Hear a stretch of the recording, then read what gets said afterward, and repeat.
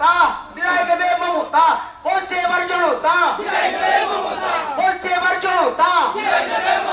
সন্ত্রাসবাদী তৃণমূল পশ্চিমবঙ্গ থেকে দূর হতে আমরা